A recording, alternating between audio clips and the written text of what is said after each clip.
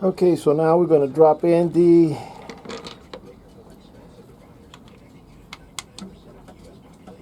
lifters. And then before closing, I want to make sure I'm going to wipe everything in here, that there's no little crap, debris or anything. They've been soaking since yesterday. Put them in about 3 o'clock. It's almost 24 hours. And they've been covered with oil. See how they go down on their own? Pretty well lubricated. And I want to see if I can put together the rockers and the lifters.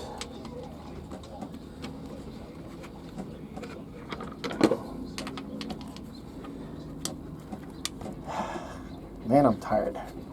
I just finished torquing all the exhaust manifolds,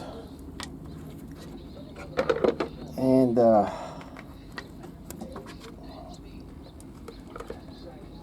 should have done it with a shorter socket, but it's got a lump in the front, and that was going to impede the turning.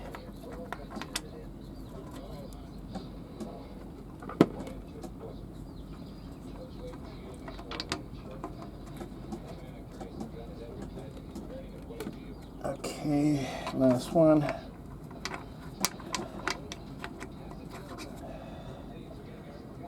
And there it is. They're all in there.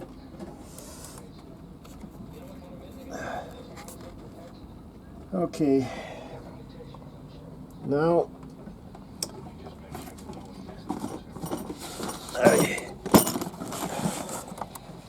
I got the rods and everything separated just to play it safe. I don't think it'll be much of a difference, but so this is the left side. Let's put all the rods in.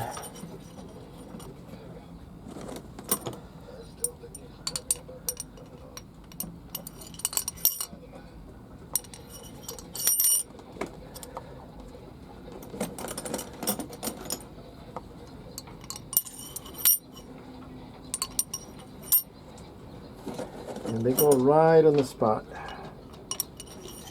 Right on the spot. And before leaving, I was thinking of putting the intake, but I could just to cover it, but I don't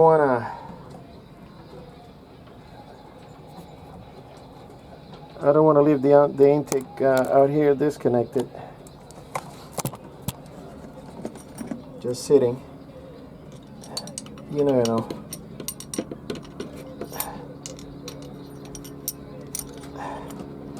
Oh, my knees. I gotta get up.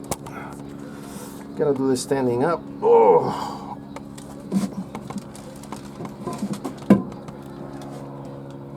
Oh.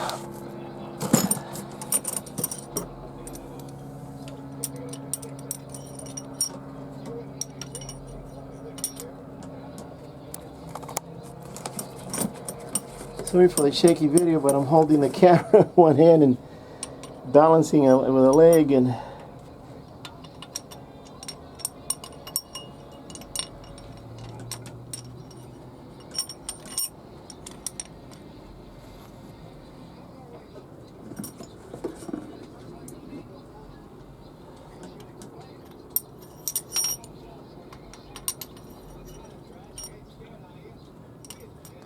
all right.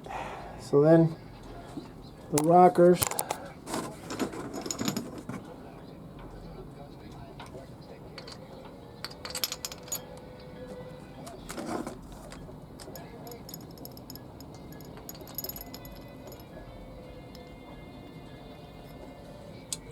Sorry about that. I'm sweating.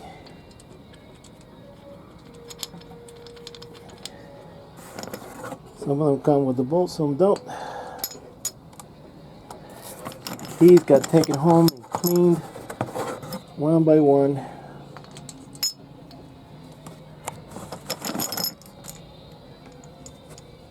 Look at the bolt here.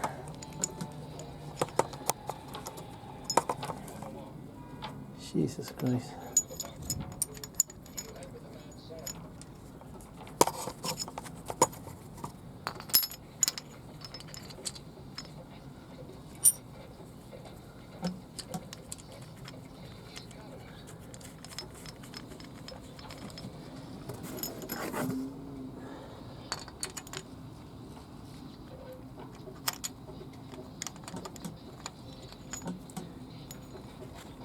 Backwards.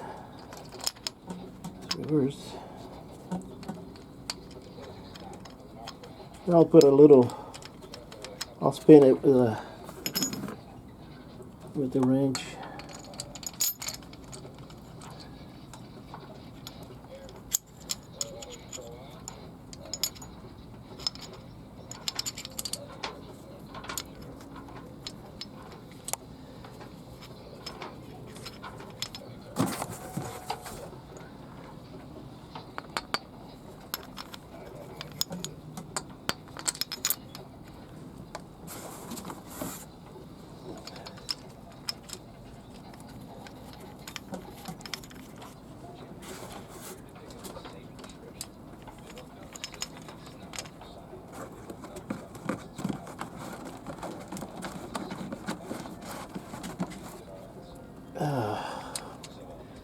My back is killing me.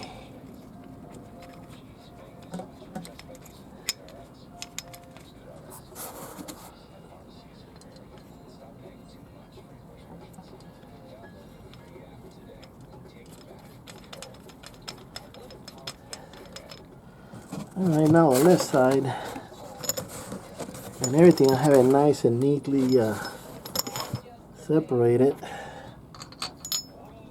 They're not in order, any particular order.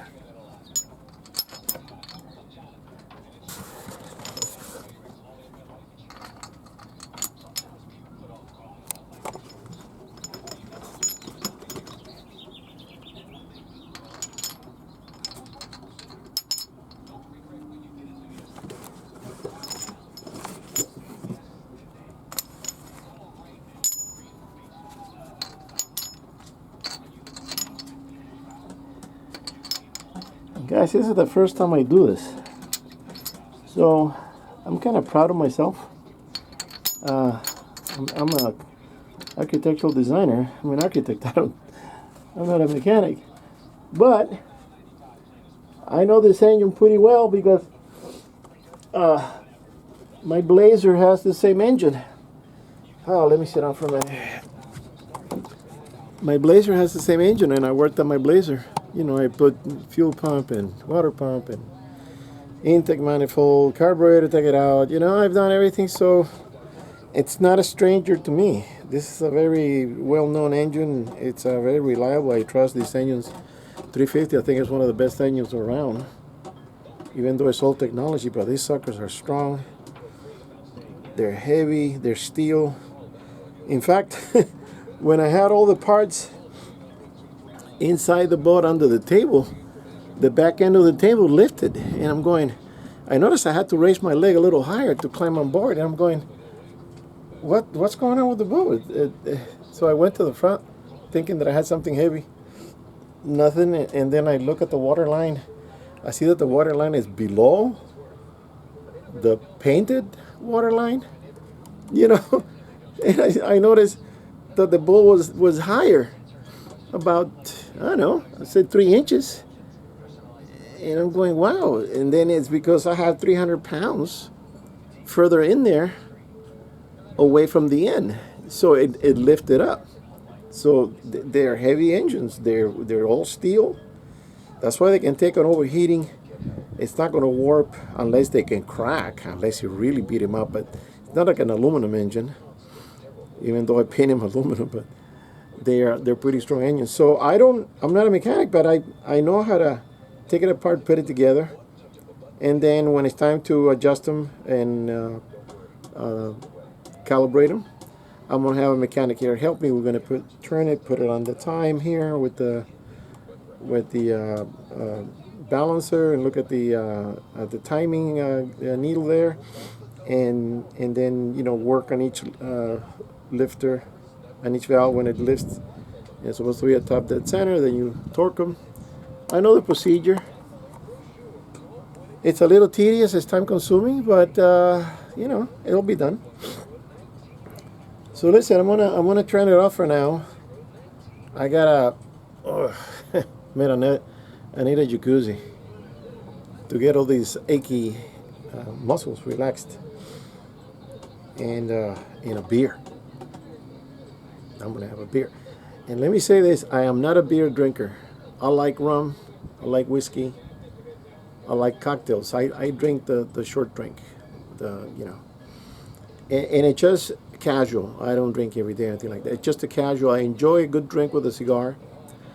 But I found out by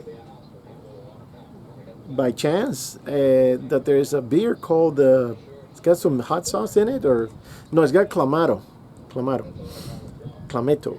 Anyways, I was out there in the mountains hunting, and I bumped into this Mexican guys. We started talking, and this guy's 70 years old. He is built like an ox. This guy's from the country. They're country folk. They're used to climbing and hiking and working the dirt, working the land. And this guy's strong. I mean, he can drag a deer by himself. So this guy's strong. We started talking, and he said, "Oh yeah, he went to the trail at the time." I'm going, "Man, that's pretty far. If you made it over there, you're doing pretty good health-wise." So before leaving, he says, "You want a beer?" And it was a hot day, and I said, "Well, yeah, okay." I thought he was going to give me a Miller or a Corona. He takes out this red can, tall can, and he says, "Here, have this." And I'm looking at it. I've never seen, because I'm not a beer drinker, so I'm not a beer aficionado. So I was looking at a can, and I didn't know exactly what it was. So I open it up, and I take a sip, and first I said goodbye, and I got on the truck, and I left with the beer. And I moved about a mile, pulled over to the side of the trail in the shady area, and I just stood out and looking at the new area, and I took the beer, opened it up, and drank it, and I'm having this taste of clamato with a little bit of chili spice or something, and then the beer flavor, and I'm going, man, this is delicious, and it was very refreshing. I don't know if it was a hot day. So I drank the thing, and 15 minutes later, here they come. They're behind me, and I stood in front of the road, and I stood there like a patrolman, and I just held up my hand straight up like this, and I said, "Halt!" And I come around the window, and he says, "What's going on? What's up?" And I said, "You can't pass through." He goes, "Why not?" He goes, "I need another beer." "You gotta give me another beer." He goes, "Yeah, no problem." And this guy had a cooler. It looked like a fishing cooler, those big white ones. It was up to the top with ice and beer. So he gave me another one. I said, "Man, this is a very good beer. Thank you for sharing, because I didn't know this thing existed." So now I've been drinking beer. It's called the micheladas, and they have it with mango flavor and piña. I know that's not a really beer. It's like, some beer drinkers go, "Hey, that's not a man's beer. It's a woozy beer." Well, it's a flavorful beer. It's just refreshing. I'm drinking a beer with clamato. In fact, I remember an old friend of mine that he used to buy the clamato can and add it to his beer. I'm going, "What are you doing?" He goes, "Oh, we used to drink this back in the old days, in the old country." And I'm going, "Well, I left him when I was 13. What do I know about drinking?" But he says, "Yeah, we used to drink this when it was available." So they would put the beer. It's basically like a Bloody Mary type of thing. So now I went and bought a few, and I have them here on the boat, and that's what I'm going to have when I'm finished with this. I'm going to have a michelada, they call it, and a cigar. So it's a very refreshing beer. It's not to get drunk on. I don't like to get drunk anyways, but it's not a there's so many varieties of beer. There's a lot of selections. Who knows how many, 200 or so, of different beers from different countries. I tried Tecate, didn't like it that much. I tried Modelo. Modelo's good. In fact, the micheladas are made with Modelo. You can't make it with any other beer, I think. I'm just guessing. I'm not a beer guy. But I heard that the Modelo is the beer for making Clamato mix with the beer. So I have some Modelo's micheladas here. And they're refreshing. They're delicious. They're really delicious. So, you know, I don't have a beer belly. If I have a little belly, it's food belly. Food. So, I'm going to have that with a cigar. It's a nice afternoon. The sun is 1 o'clock right now. It's going to swing around. It's going to get the hot side. I got my canopy over and I got a nice shade. I'm going to enjoy this because when the sun starts swinging to the west, it's going to get hot. And I heard that tomorrow it's going to be 103, so I'm going to be out of here at the end of the day. All right, so I'm going to put this together, put the bolts on, and maybe I'll video again at the end. All right, guys, next one.